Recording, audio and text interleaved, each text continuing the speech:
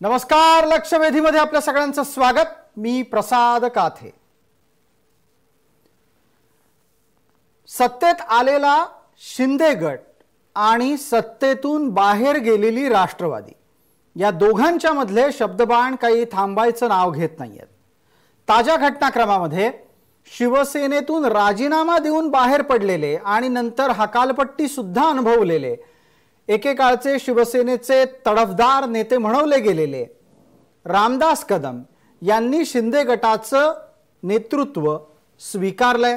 अर्थात एकनाथ शिंदे यांना आता आपलं नेता मानलेलं आहे.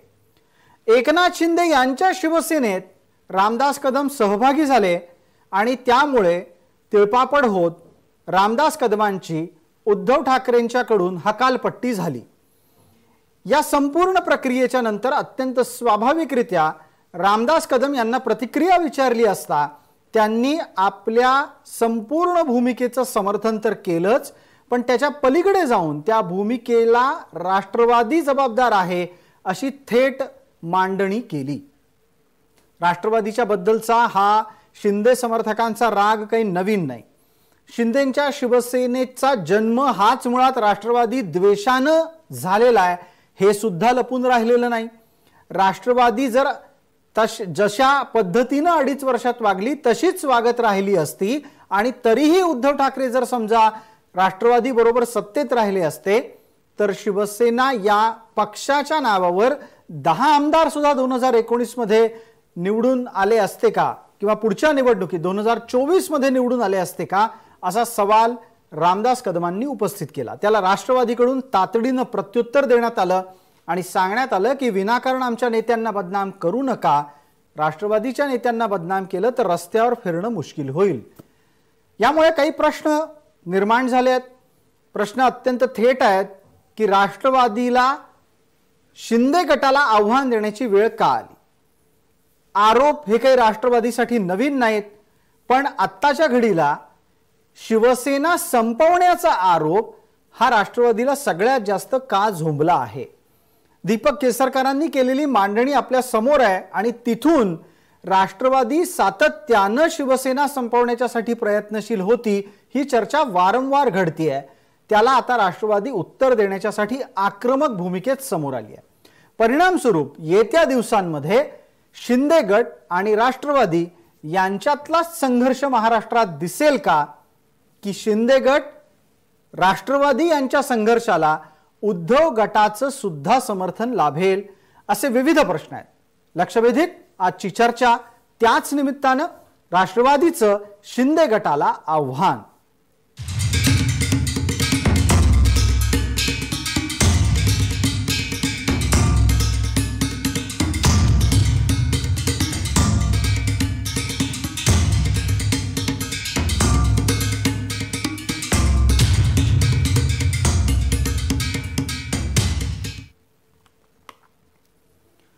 या संपूर्ण चर्चेला सुरू करण्यापूर्वी रामदास कदमांचं वक्तव्य आपण पाहणार आहोत. रामदास कदम यांनी राष्ट्रवादीवर आक्षेप घेतलाय. राष्ट्रवादीची कार्यपद्धती गेले 2.5 वर्षात शिवसेनेचं अर्थात उद्धव ठाकरे गटाचं नुकसान करणारी ठरली, म्हणून शिंदे गट जन्माला आला हे सांगायला सुद्धा रामदास कदम विसरलेले नाहीत. काय म्हणालेत रामदास कदम ऐकूया, त्यानंतर पुढची चर्चा.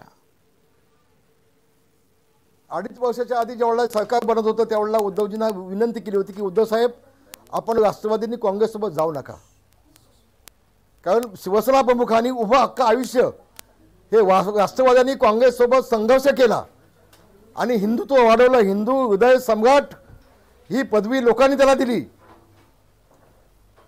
त्याच राष्ट्रवादी काँग्रेससोबत जाऊन आपण सरकार बनवू नका, आपण मुख्यमंत्री बनवू नका अशी विनंती केली. उद्धवजींनी ती ऐकली नाही.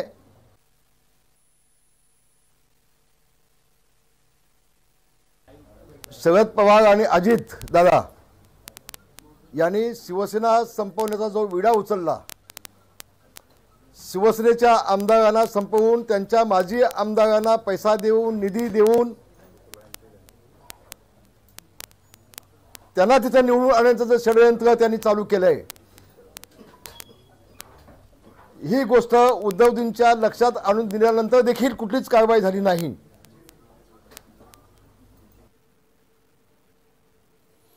या चर्चेत आपल्यासोबत सहभागी होणारे मान्यवर कोण आहेत त्यांचा आपल्याला मी पटकन परिचय करून देतो। आपल्यासोबत राष्ट्रवादीच्याकडून राष्ट्रवादी युवक काँग्रेसचे प्रदेशाध्यक्ष सूरज चव्हाण जोडले गेलेले आहेत। आपल्यासोबत दोन राजकीय विश्लेषक आहेत, सुशील कुलकर्णी आणि संजय तिवारी। तसंच आपल्यासोबत शिंदे गटाचे प्रवक्ता प्रतिनिधी या नात्याने माजी मंत्री विजय शिवतारे थोड्याच वेळात जोडले जातील। सर्व मान्यवरांचं आपण चर्चेमध्ये स्वागत करतोय। माझा पटकन पहिला प्रश्न आत्ताच्या घडीला सूरज चव्हाण यांना आहे। सूरज चव्हाण, राष्ट्रवादीच्या नेतृत्वाकडून आज नाही तर इतिहासातल्या अनेक घटनांसह शिवसेनेला सातत्याने संपवण्याचं कारस्थान रचलं गेलं हे पहिल्यांदा दीपक केसरकरांनी एका तपशिलाच्या आधारे मांडलं। दीपक केसरकरांचाही त्यावेळेला जोरदार विरोध झाला आणि आता तुम्ही रामदास कदमांच्या भूमिकेचाही विरोध करताय। समजा ही भूमिका यापुढेही मांडली गेली तर महाराष्ट्रात काय घडेल? आता ज्या पद्धतीनं रामदासभाई असतील किंवा इतर त्यांचे नेते असतील, ज्या लोकांनी राष्ट्रवादीवरती आरोप केला, पवार साहेबांवरती आरोप केला, अजितदादावरती आरोप केला, मला या लोकांचं पहिलं आश्चर्य काय वाटतं की इतके लहान नेते आहेत का की यांना हे समजायला 2.5 वर्षाचा कालावधी लागला। खरं तर यांचं दुखणं वेगळं आहे। आज यांच्यावरती जी काही परिस्थिती निर्माण झालेली आहे, प्रत्येक व्यक्तीच्या मागे काही ना काही इन्क्वायरी चालू आहेत, कुणाला वेगवेगळी प्रलोभन दिली गेलेली आहे आणि त्याच्यावरती ही लोक एक शिंदे गट निर्माण करून त्या भारतीय जनता पार्टीच्या मांडीला मांडी लावून तिथं बसलेले आहेत। जर राष्ट्रवादी काँग्रेस पार्टीला शिवसेना फोडायची असती तर शिवसेनेतून लोक राष्ट्रवादीमध्ये आले असते, ते वेगळा गट करून भारतीय जनता पार्टीच्या बाजूला नसते गेले। एकीकडे त्यावेळेस 2019 मध्ये सरकार स्थापन होत होतं, भारतीय जनता पार्टी ही शिवसेनेला संपवते म्हणणारे हीच नेते आज त्यांना काहीतरी निमित्त पाहिजे म्हणून राष्ट्रवादीला बदनाम करत आहेत। आता ही नेते कोण आहेत जे राष्ट्रवादीबद्दल बोलत आहेत? यांच्या मतदारसंघामध्ये राष्ट्रवादी काँग्रेस पार्टी यांच्या विरोधात निवडणुका लढते, म्हणून या लोकांना भविष्य काळाची चिंता आतापासूनच लागलेली आहे की भविष्य काळात आपण त्या मतदारसंघात यांच्याकडनं पराभूत होऊ। आतापासूनच या लोकांना बदनाम करून यांची प्रतिमा मलिन करण्याचं काम रोहितच्याकडनं होते। सूरजजी, मला आणखीन एका मुद्द्याच्या संदर्भातलं तुमच्याकडून मतप्रदर्शन अपेक्षित आहे। सत्तेत तुम्ही 3 जण होतात, काँग्रेस होती, राष्ट्रवादी होती, शिवसेना होती। आक्षेप राष्ट्रवादीवरच का घेतले गेले? काँग्रेसबद्दल काहीच का बोललं जात नाहीये? आज प्रामुख्याने जर या राज्यामध्ये लोकांमध्ये असलेला पक्ष, लोकभावना ज्या पक्षावरती आहे असा पक्ष म्हणजे राष्ट्रवादी काँग्रेस पार्टी आहे आणि भविष्यामध्ये राष्ट्रवादी काँग्रेस पार्टीच एक मोठा पक्ष म्हणून उद्या असेल। त्याला आतापासूनच आपण जर दाबलं तर मला वाटतं कुठेतरी तो दाबण्याचा प्रयत्न होईल, म्हणून राष्ट्रवादीला बदनाम करण्याचं काम हे या नेत्यांकडनं होतंय आणि भविष्यात जर असंच चालू राहिलं तर आम्ही त्यांना रस्त्यावर सुद्धा फिरू देणार नाही, कारण उगाच आमच्या पक्षाला जर कोणी बदनाम करत असेल तर ते खपून सुद्धा आम्ही घेणार नाही। सूरज चव्हाण, आपण अत्यंत थेट अशी भूमिका घेतली आहे की राष्ट्रवादीला बदनाम करणाऱ्यांना महाराष्ट्रात रस्त्यावर फिरू दिलं जाणार नाही। मला पटकन पुढचा मुद्दा विजय शिवतारे यांना विचारायचा होता, मात्र अद्याप तरी काही तांत्रिक कारणांमुळे विजय शिवतारे आपल्यासोबत जोडले गेलेले नाहीयेत। लवकरच ते चर्चेत येतील अशी आपण अपेक्षा बाळगूयात। त्यांनी तसा शब्द आम्हाला दिला होता, ते नाही आले तर शिंदे गटाची भूमिका चर्चेत मांडली जाणार नाही हे विजय शिवतारेंना कळायला हवं। पटकन माझा पुढचा प्रश्न संजय तिवारी यांच्यासाठी आहे। संजय तिवारी नागपुरातून आपल्यासोबत जोडले गेले आहेत, त्यानंतर मी सुशील कुलकर्णी यांना बोलतं करणार आहे। संजय तिवारीजी, जर राष्ट्रवादीला बदनाम केलं तर महाराष्ट्रात फिरू देणार नाही हा इशारा प्रत्यक्षात उतरेल का? हा इशारा प्रत्यक्षात उतरू शकतो प्रसादजी, कारण राजकीय पक्षांमध्ये ही जी तरुण मंडळी असतात त्यांना आपलं राजकीय भवितव्य आणखी पुढे न्यायचं असतं, करिअर चांगलं करायचं असतं, त्यामुळे ते आक्रमक होतात वेळ पाहून आणि सावध कसं आहे। आणि त्याचा आपण गेली 2.5 वर्ष चांगला अनुभव महाराष्ट्राने बघितलेला आहे, चांगला म्हणजे बऱ्याच अनुभव बघितलाय त्या अर्थाने म्हणताय तुम्ही। उपहासात्मक चांगला असं म्हणताय म्हणजे तुम्हाला उपहासात्मक चांगला अनुभव म्हणायचा आहे? हो, दुर्दैवाने तसं खरं आहे। आपण जेव्हा म्हणतो की आमचा महाराष्ट्र आघाडीचा आहे, पुरोगामी आहे, शाहू फुले आंबेडकर यांचा महाराष्ट्र आहे, तर त्याच्यामुळे एक गौरवाची भावना आपल्याला होते. पण अशी जेव्हा वाक्य कानी पडतात त्यावेळेस कुठे ना कुठे दुखावला जातो माणूस. मला असं म्हणायचं आहे की जर राष्ट्रवादी पक्षाला आपला पक्ष पुढे करायचा असेल, वाढवायचा असेल, एखाद्या पक्षाला डावलून किंवा मागे सारून पुढे यायचं असेल तर त्याच्यात त्या राष्ट्रवादी पक्षाची चूक नाही आहे. प्रत्येक पक्षाला, राजकीय पक्षाला हा हक्क आहे की त्यांनी पुढे येण्याचं स्वप्न पाहावं आणि त्याच्यासाठी योजना आखाव्यात. पण जर त्याच्यामध्ये कोणी बळी पडत असेल, जसं आता सुरज चव्हाणजी म्हणाले की हे काय छोटे नेते होते का, त्यांना कळत नव्हतं का 2.5 वर्ष काय चाललं होतं ते, तर अगदी खरं आहे. आणि याला काय हात कंगन को आरसा क्या जसा हिंदीत म्हण आहे की तुम्ही जर नगरपालिकांमध्ये बाकी जास्त जाऊ नका. नगरपालिकामध्ये बारामतीला किती निधी मिळतो आणि त्याच जिल्ह्यामधल्या दुसऱ्या एखाद्या नगरपालिकेला किती निधी मिळतो हे सगळे आकडे समोर आहेत. मला कुणालाही दोष द्यायचा नाहीये. बारामती पण आमचंच आहे, पुणे पण आमचंच आहे, मुंबई पण महाराष्ट्रातच आहे. पण कुठेतरी आम्हाला जेव्हा आम्ही राज्यकर्ते असतो तेव्हा ज्या आघाडीवर जे शहर नसतात, जे मागास घटक असतात, त्यांची पण जबाबदारी असते, कर्तव्य असतं त्यांच्या प्रती. यातला तुमचाच एक महत्वाचा मुद्दा उपस्थित तुम्ही जो केलात त्यातला पटकन धागा पकडतो आणि सुशील कुलकर्णी यांना बोलतं करतो. सुशीलजी, संजय तिवारींच्या निरीक्षणात असं नोंदवलं गेलं की प्रत्येक पक्षाला आपला विस्तार करण्याचा अधिकार आहे. राष्ट्रवादींनी त्यांच्या विस्ताराच्यासाठी जर समजा सत्ता वापरली असेल तर गैर काय, असाही त्यांनी एक निरीक्षणातला भाग मांडला. मुद्दा इथे असा उपस्थित होतो की राष्ट्रवादी आपला पक्ष वाढवतीये हे उद्धव ठाकरेंना कळत नव्हतं का, की ते कळत असून सुद्धा डोळे मिटून होते म्हणून आजचे दिवस पाहावे लागताय. सुशीलजी, यातला खरा मुद्दा हाच आहे. या चर्चेचा परिपाक जो आहे तो इथेच येतो. सूरज चव्हाण जसं म्हणाले ना आता की 2.5 वर्ष ही का झोपली होती का. मुळात राष्ट्रवादी काँग्रेस पक्षाला सत्ता हवी होती, ती भाजपला सोडून हवी होती. शिवसेना सोबत आली, त्यांनी सत्ता घेतली. राष्ट्रवादी काँग्रेस पक्ष, शिवसेना काय सगळ्याच पक्षांना संपवून पुढे जाण्याचा प्रयत्न करेल यात शंका नाही. आज राष्ट्रवादी हे म्हणतायत सूरज चव्हाण की सगळ्यात मोठा वगैरे पक्ष आहे, पण लोकसभेचा विचार केला तर 12वा भाग राष्ट्रवादी काँग्रेसकडे आहे, एकूण जागेच्या 12वा भाग. आणि विधानसभेच्या जागाचा विचार केला तर 5वा भाग यांच्याकडे आहे, म्हणजे एक पंचमांशी जागा आहेत. त्यामुळे ते बळ काय आहे, हे बळ वाढविण्यासाठी हे सगळे प्रयत्नात असतील यात शंका नाही. पण संपविण्याचा डाव राष्ट्रवादी काँग्रेस करतंय असं म्हणण्याच्या आधी हा विडा उचलला वगैरे जे काही शब्द वापरले गेले की उद्धव ठाकरे संपवण्याचा विडा उचलला गेला होता, पण हा विडा उद्धव ठाकरेंनीच उचलला होता की काय अशी वाटावी ह्याची स्थिती आहे. कारण 2.5 वर्ष तुम्ही 2 घटना लक्षात घ्या. ज्या जागा शिवसेनेच्या वाट्याच्या होत्या, जिथे शिवसेना जिंकत आलेली होती, ती कोल्हापूरची जागा सहजपणे सोडून दिली आहे. देगलूरची जागा सहजपणे सोडून दिली आहे शिवसेनेनं. आणि मग अशा वेळेला काँग्रेसला जागा शिवसेना सोडून देऊ लागली, राष्ट्रवादीला निधी सोडून देऊ लागली, तर शिवसैनिकांच्या हातामध्ये काय घंटा उरणार आहे.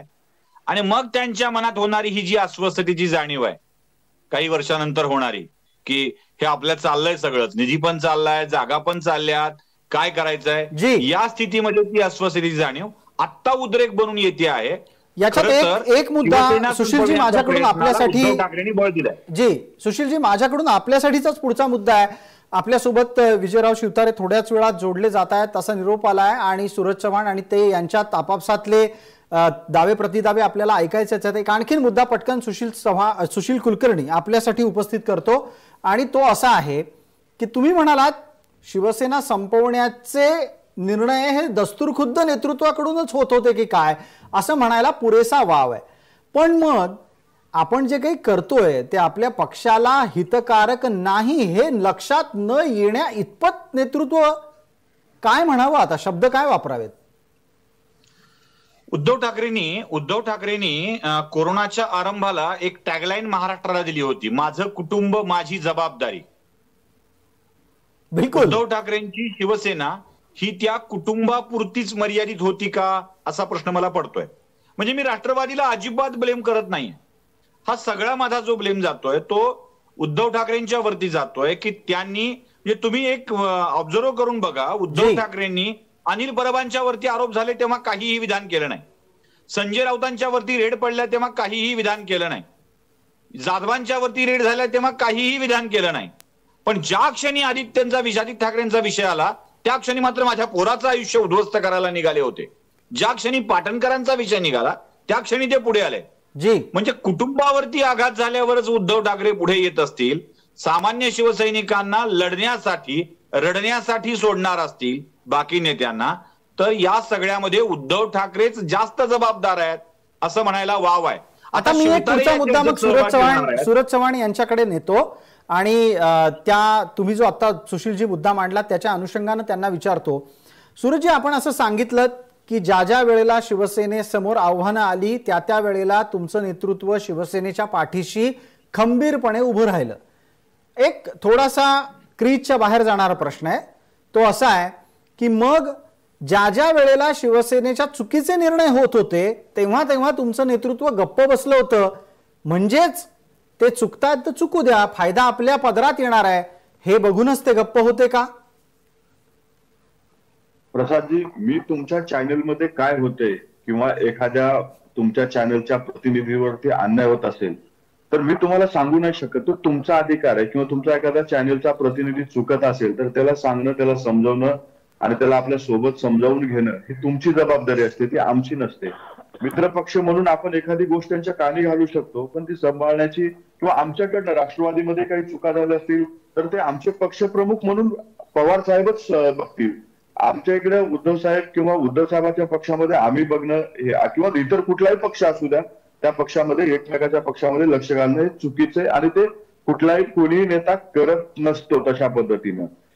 परंतु मला वाटतं कुठेतरी आज अंतर्गत त्यांचा कल आहे, त्यांच्यावरती आम्ही भाष्य करणं योग्य नाही. आमचं म्हणणं एवढंच आहे, तुम्ही तुमचा बंड केलाय पण तो बंड तुम्ही तुमच्या नेतृत्वाच्या विरोधात केलाय की कुठल्या दबावाला बळी पडून केलाय, कुठल्या आमिषाला बळी पडून केलाय तो तुम्हाला लखलाभ आहे. परंतु उगाच नाहक आमच्या पक्षाची बदनामी करू नका एवढंच आमचं म्हणणं आहे. बिलकुल बिलकुल. सूरज चव्हाण, आपली भूमिका पोहोचली. चर्चेच्या निमित्तानं आपण थोडं आणखीन पुढे सरकतोय आणि त्याचबरोबर विजय शिवतारे आपल्या सोबत जोडले गेलेले आहेत. विजयराव, आवाज येतो आहे? आवाज येतोय पण मला माझ्या मोबाईलवर मला काही दिसत नाहीये. जी, आपण आता फोटोच्या माध्यमातून जनतेपर्यंत पोहोचता आहात, आवाजाच्याही माध्यमातून सुस्पष्टरित्या पोहोचता आहात. चर्चेचा पहिला टप्पा आता सुरू आहे आणि त्या टप्प्यामध्ये आतापर्यंत आपण राष्ट्रवादीवर होणारे सातत्यानं आरोप हे का होत होते, कोणाकडून होत होते याची चर्चा केली. आपण ज्या क्षणाला चर्चेत आला आहात तेव्हा आपल्यासाठीचा पुढचा प्रश्न माझा असा आहे की राष्ट्रवादी जर समजा शिवसेनेच्या विरोधात कारस्थान करत होती तर हे नेतृत्वाने लक्षात घेऊन वेळीच निर्णय का केले नाहीत? 2.5 वर्ष त्याच शत्रू बरोबर शय्यासोबत करणं, टिकून राहणं आणि त्यामुळे राजकीय नुकसान पदरात पाडून घेणं हे कसं काय परवडलं? नाही, मी दुसऱ्या शब्दामध्ये असं सांगेन की राष्ट्रवादी काटकारस्थान करत होतं याच्यापेक्षा राष्ट्रवादी या सत्तेचा उपयोग करत मुख्यमंत्र्यांच्या खुर्चीवर उद्धव साहेबांना बसवून ते त्यांचा अजेंडा पुढे रेटत होते. मी असं नाही म्हणणार की ते शिवसेनेच्या विरोधात होते.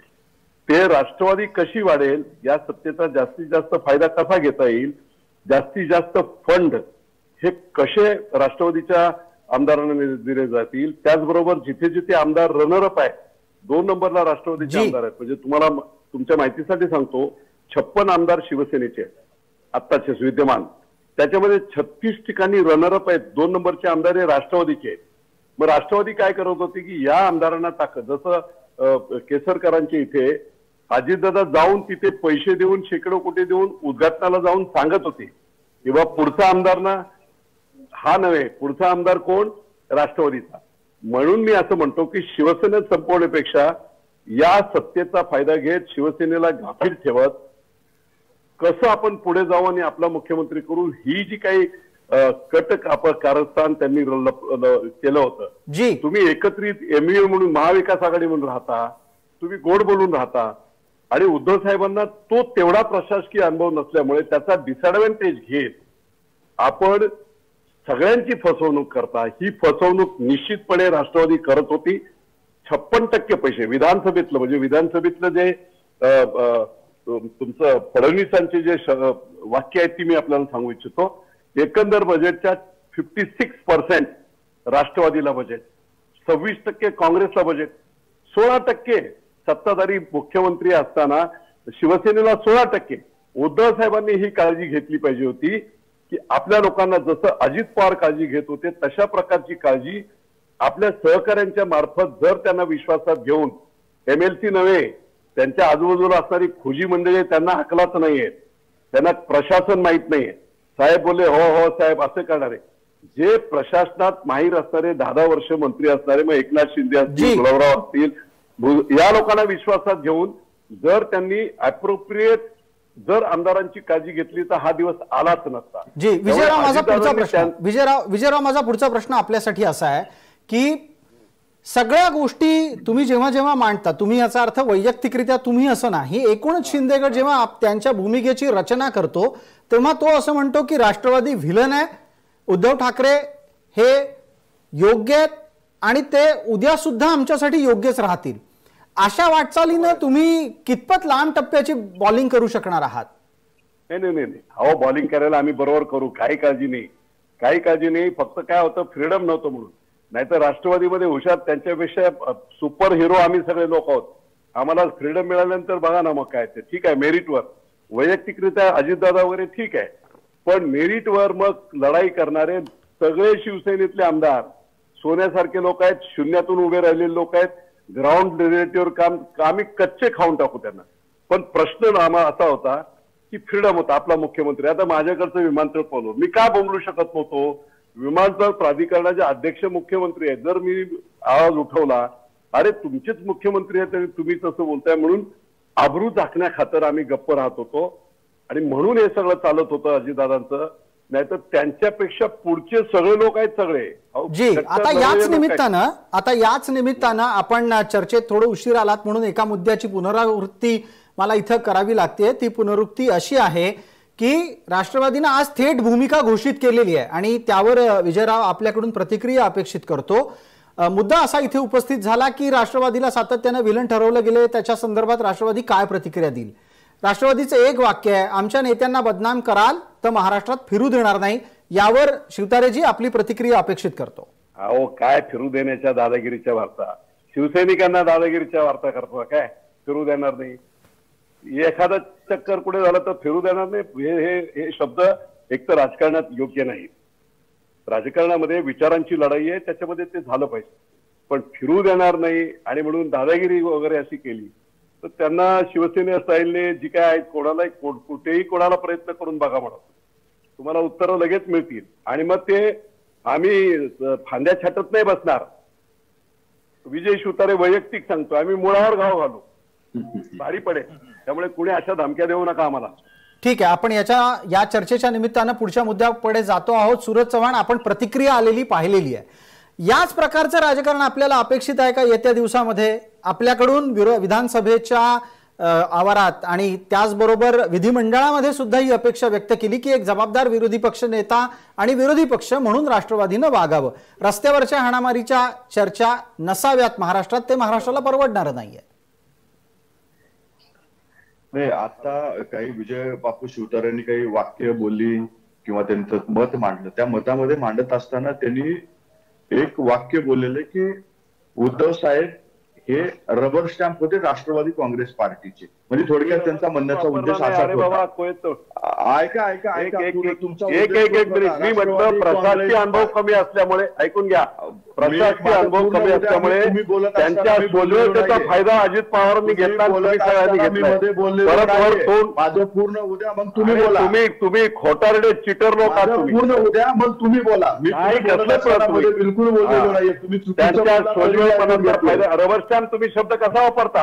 आमच्या आदरणीय नेते मरेपर्यंत त्यांच्याबद्दल आदर असणार आहे आमचं काही हो, पण तुम्ही रबर स्टॅम्प उद्धव साहेबांना बोलायची हिंमत कशी करता? लायकी काय तुमची? तुम्ही तुमचं वाक्य होतं उद्धव साहेबांच्या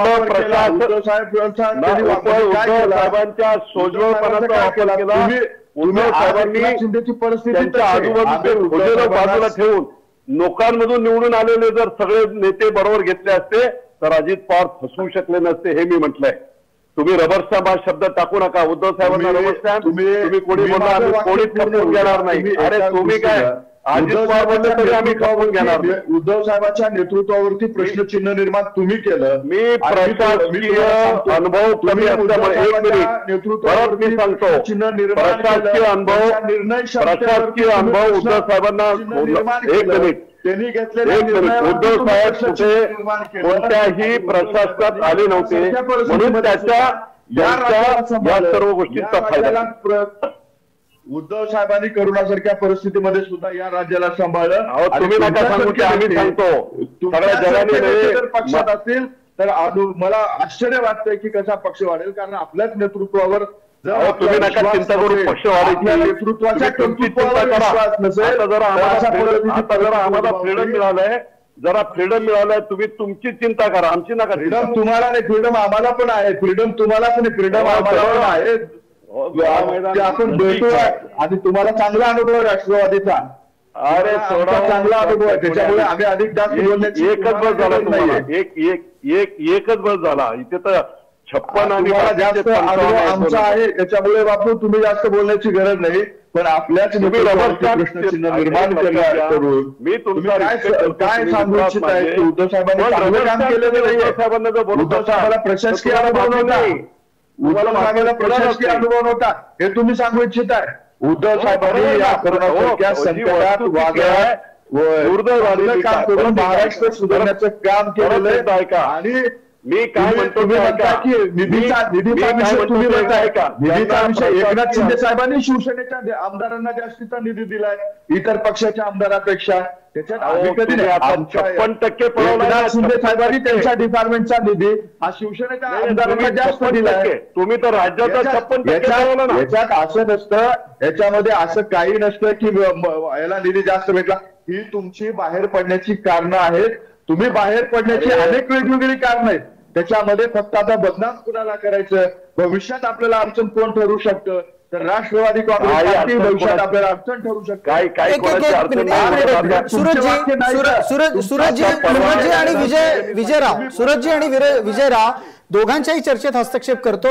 शब्दाला शब्द भिडत राहतोय त्यामध्ये मुद्दे सुस्पष्टपणे समोर येत नाहीयेत. विजयराव आणि सूरजजी दोघांच्यासाठी हा एक अत्यंत महत्वाचा पुढचा मुद्दा उपस्थित करतोय. आता सूरज चव्हाण म्हणाले की शिवसेनेतल्या त्या तमाम मंडळींना ज्यांना राष्ट्रवादी बरोबर संघर्ष टाळायचा होता त्यांना बाहेर पडायचा मार्ग शोधायचा होता तो या बंडातून शोधला गेला. विजयराव आपण याच्यावर उत्तर द्यावं. अहो बाहेर राष्ट्रवादीचं काय राष्ट्रवादी महाविकास आघाडीवर नको. आमचं म्हणणं काय होतं शिंदे साहेबांचं माझं की बाबा काँग्रेस राष्ट्रवादीबद्दल महाविकास आघाडीची फारकत घ्या. उद्धव साहेब आपण एकट्याच्या जीवावर किंवा आपले समविचारी पक्ष जे आहेत नैसर्गिक जे कोण मित्र आहेत भाजप यांच्याबरोबर जाऊ. त्यामुळे त्यांच्याशी आम्हाला हे करायचा प्रश्न उलट आम्ही त्यांना सांगत होतो की काँग्रेस राष्ट्रवादीची साथ सोडून द्या. तर त्यांच्याकडे वाचण्याचा आणि याचा प्रश्न कुठे येतो आम्हाला. आम्ही उलट आमची मागणी आजही पहिल्या दिवसापासून मातोश्रीवर येऊन आम्ही नव्हता केला. उद्धव साहेबांचा अपमान मातोश्रीवरती येऊन आम्ही नव्हता केला. हो तुम्ही सोडा हो तुम्ही नका आम्ही तुमच्याकडे नव्हतो आलेलो अगोदर. आम्ही ज्यावेळेस 2021चा निकाल लागला आम्हाला विरोधात जनतेने ऐका जरा मला बोलू द्या एकच शब्द तयारी दाखवली होती. बाळासाहेब तुमच्या महाराष्ट्रामध्ये परत निवडणूक होऊ नये म्हणून महाविकास आघाडी स्थापन झाली होती. या राज्याला निवडणुका परवडणाऱ्या नव्हत्या म्हणून महाविकास आघाडी स्थापन झाली होती. आम्ही तुमच्याकडे अगोदर आलेलो नव्हतो. तुम्हाला भारतीय जनता महाराष्ट्राच्या जनतेने तुम्हाला बाहेर काढला होता. दोघांना मिळून भारतीय जनता पार्टीच्या नेत्यांनी घरी येऊन अपमान केला होता. त्यावेळेस ही महाविकास आघाडी स्थापन झाली होती. आम्ही तुमच्याकडे आलेलो नव्हतो. ठीक आहे सूरजजी एकच मिनिट. सूरजजी वेळ विजय बापूंच्या साठी होता. विजय बापूंचा वेळही आपण घेताय. त्यांचं उत्तर पूर्ण होऊ द्या. 30 सेकंद पटकन उरली आहेत शेवटची. आपल्याला चर्चेच्या शेवटच्या टप्प्याकडे सरकायचं आहे. विजयजी जे काही घडलं त्यातून आता तुमची पूर्ण सुटका झालेली आहे असं तुम्हाला वाटतं. आता राष्ट्रवादीचं काहीच आव्हान उरलं नाहीये. समजा या स्थितीत जर निवडणुका आल्या तर शिंदे गट कोणाशी लढेल. 2019 मध्ये महाराष्ट्राच्या जनतेने काँग्रेस राष्ट्रवादीला बाहेर फेकून दिलं होतं आणि क्लिअर कट मॅन्डेट भाजप आणि सेनेला दिली होती. पवार साहेबांनी 2014ची खेळी त्यांनी स्वतः सांगितली की 2014ला निकाल लागता बिनशर्त पाठिंबा आम्ही एवढ्यासाठी दिला की भाजप आणि सेना एकत्र नांदली नाही पाहिजे. मी खेळी केली, ही दुसरी त्यांनी खेळी केली. 5 वर्ष महाराष्ट्राच्या जनतेने त्यांना बाहेर ठेवलं होतं. साहेबांना आणि मानापानाचं नाट्य थोडंसं होतं, त्याचा फायदा घेत त्यांनी काय केलं, हे सरकार बनवून सत्तेत आले. तुम्हाला आजही मॅन्डेट नाही, उद्याही मॅन्डेट असणार नाही. ठीक आहे, हा एक अत्यंत निरीक्षणातला महत्वाचा मुद्दा विजय शिवतारे यांनी मांडला. जी, विजय शिवतारे यांनी निरीक्षणात असं सांगितलं की राष्ट्रवादीला कालही जनतेचं मत प्राप्त झालेलं नव्हतं, जनमत उद्याही त्यांच्या सोबत नसेल. आपल्या सोबत असलेल्या दोन्ही राजकीय विश्लेषकांच्यासाठी 30 सेकंदाचाच वेळ आता पटकन उरलेला आहे. पटकन प्रतिक्रिया अपेक्षित करतो. संजय तिवारी, येत्या काळात शिंदे गटाच्या साठीची राजकीय लढाई पहिल्या क्रमांकावर कोणाशी असेल? त्यांची पहिल्या क्रमांकावर जी राजकीय लढाई असेल ते स्वतःचे अस्तित्व, स्वतःची ओळख निर्माण करण्यासाठी असेल. एखाद्या पक्षासाठी असेल किंवा एखाद्या गटाविरोधात असेल असं मला म्हणायचं नाही. पण मुख्य म्हणजे जे गेल्या 2.5 वर्षात झालेलं आहे आणि ते त्यांचं राजकीय, त्यांचं अंतर्गत मॅटर असं म्हणून, पण तरीही त्यांनी हाऊसमध्ये सभागृहात सांगितलंय की त्यांचं खातं सुद्धा, त्यांचं मंत्रालय सुद्धा दुसऱ्या पक्षाचे मंत्री सांभाळू लागले होते. तर तेव्हा ते अंतर्गत मॅटर नव्हतं का? तर अशा लोकांची सावध राहून स्वतःचं अस्तित्व निर्माण करणं हे त्यांचं पहिलं आव्हान असेल. दुसरा मुद्दा पटकन सुशील कुलकर्णी, आपल्यासाठी मवियाच्या आत्ताच्या अवस्थेत विना सत्तेची राष्ट्रवादी कोणाशी लढेल? शिवसेनेशी, काँग्रेसशी, भाजपशी, शिंदे गटाशी? आपल्या लोकांशी, ज्यांना सत्ता हवी आहे त्या. एक सगळ्यात महत्वाची गोष्ट ही लक्षात ठेवायला हवी. दुसरी महत्वाची गोष्ट अशी आहे की राष्ट्रवादी जबाबदार नाही असं म्हटलं जात आहे. शिवसेनेची माणसं राष्ट्रवादीला सोडा म्हणतायत आणि राष्ट्रवादीचे नेते रोज मातोश्रीवर जाऊन सन्मान करण्याच्या भाषा करतात. या कशासाठी? म्हणजे ज्यांना सोडा म्हणतायत तर द्या ना सोडून, पण तुम्ही सोडायच्या तयारीत नाही आहेत. तुम्ही उद्धव ठाकरेंना चिटकून राहताय आणि उद्धव ठाकरेंचा एक एक माणूस गळून पडला पाहिजे याची पूर्ण व्यवस्था करताय. याचा अर्थ असा आहे की सत्ता कोणत्याही स्थितीत राष्ट्रवादीला हवी आहे, कारण सत्तेशिवायची राष्ट्रवादी ही आपल्याच सत्ता पिपासू लोकांशीच संघर्ष करावा लागणार आहे. सत्ता नसेल तर बाहेर जाणाऱ्या माणसांची, दुसऱ्या सत्तेत सहभागी होणाऱ्या माणसांची राष्ट्रवादीचा खरा संघर्ष आहे, तो कोणत्याही पक्षाची नाही. धन्यवाद. आपण वेळेत आपली भूमिका मांडलीत आणि इतर सर्व मान्यवरांचे सुद्धा आभार. चर्चेच्या या टप्प्यामध्ये आपण इथं थांबतोय. पटकन पुढच्या मुद्द्यासाठी सुद्धा लगेचच परत येतोय. लक्षवेधीच्या पुढच्या भागात सुद्धा शिंदे गटाच्या संदर्भातली आणखीन एका मुद्द्याची चर्चा आहे. चुकू नका लक्षवेधीचा पुढचा भाग. लक्षवेधीच्या या भागात तुर्तास इतकंच. सर्व प्रेक्षकांना जय महाराष्ट्र.